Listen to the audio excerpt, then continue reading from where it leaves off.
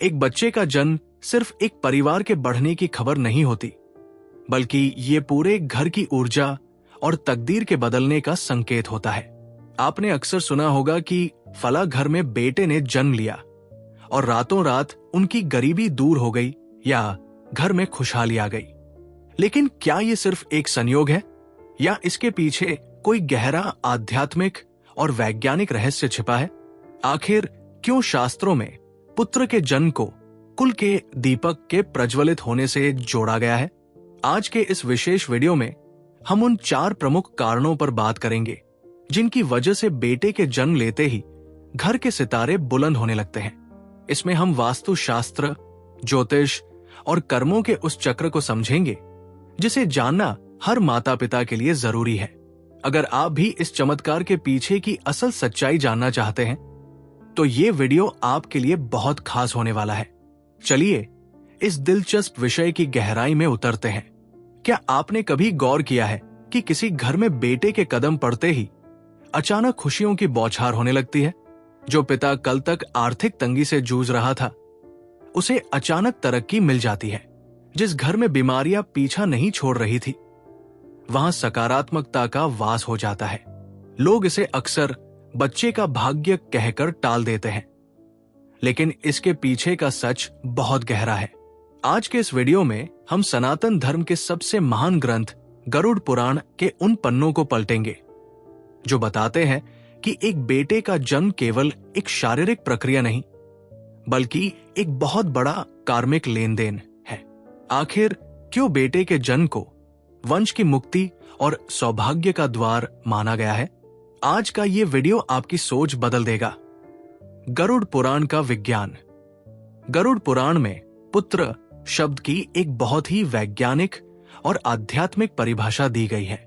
गरुड़ पुराण के अनुसार पुन्नामनो नरकात् त्रायते इति पुत्रः, अर्थात जो पुन नामक नरक से पिता की रक्षा करता है और उसे सद्गति दिलाता है, वही पुत्र है।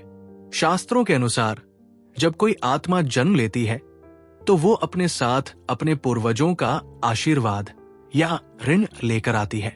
जब एक पुण्यवान आत्मा बेटे के रूप में जन्म लेती है तो वो अपने पिता के पूर्वजन्म के उन अवरोधों को हटा देती है जो उसकी तरक्की रोक रहे थे। घर की किस्मत इसलिए नहीं बदलती कि कोई नया सदस्य आया है, बल्कि इसलिए बदलती है क्योंकि वो अक्षय पुण्य लेकर आया है।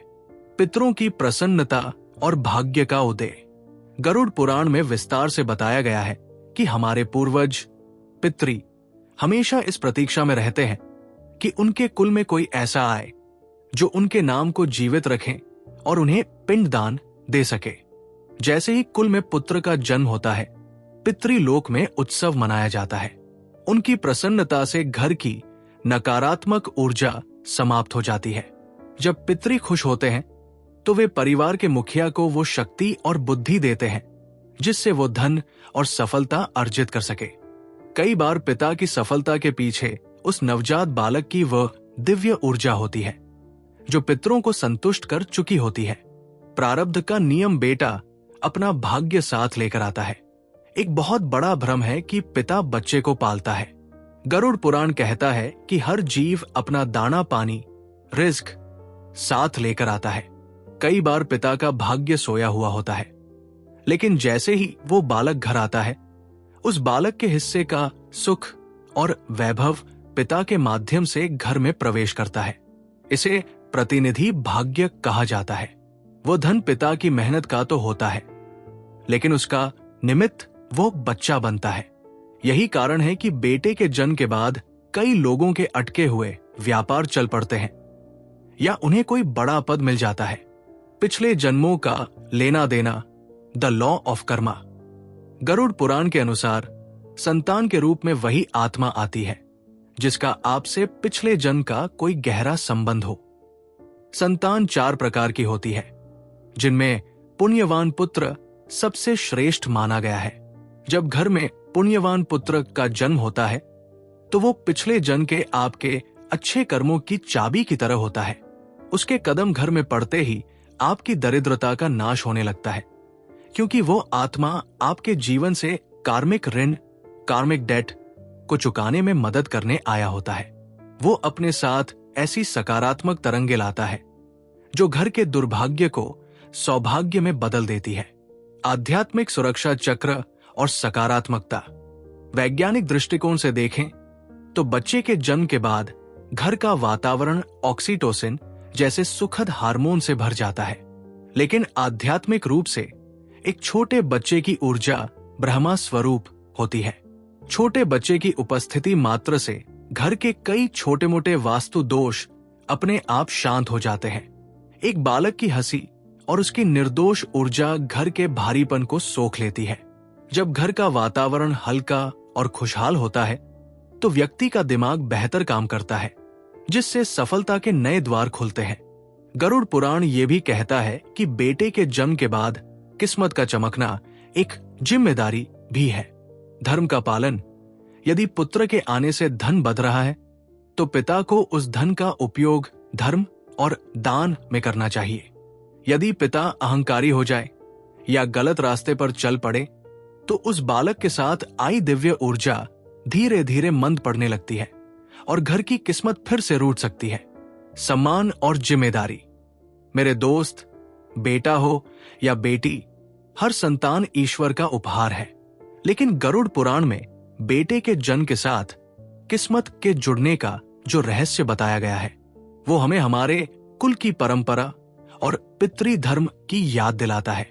अगर आपके घर में भी बेटे के जन्म के बाद सकारात्मक बदलाव आया है तो समझ लीजिए कि आपके पूर्वज आपसे प्रसन्न हैं और वो बालक आपके वंश का मान बढ़ाने आया है। संतान का सही पालन पोषण करें, उसे संस्कार दें, क्योंकि असली सौभाग्य केवल पैसा नहीं बल्कि वो चरित्र है जो वो बालक बड़ा होकर समाज को देगा।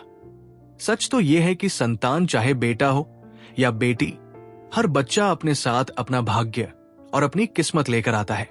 लेकिन जब हम कुल के दीपक की बात करते हैं तो वो जिम्मेदारी और वंश की निरंतरता का प्रतीक होता है, जो घर में एक नई सकारात्मक ऊर्जा भर देता है। किस्मत सिर्फ जन्म से नहीं बल्कि उस बच्चे को दिए गए संस्कारों से भी बदलती है। अब आपकी बारी है। क्या आपने कभी अपने आसपास ऐसा कोई चमत्कार होते देखा है कि बच्चे के आने से किसी परिवार की पूरी दिशा ही बदल गई हो? कमेंट सेक्शन में अपनी कहानी जरूर बताएं। खुश रहें और अपने बच्चों को बेहतरीन संस्कार दें। मिलते हैं अगले वीडियो में। धन्यवाद।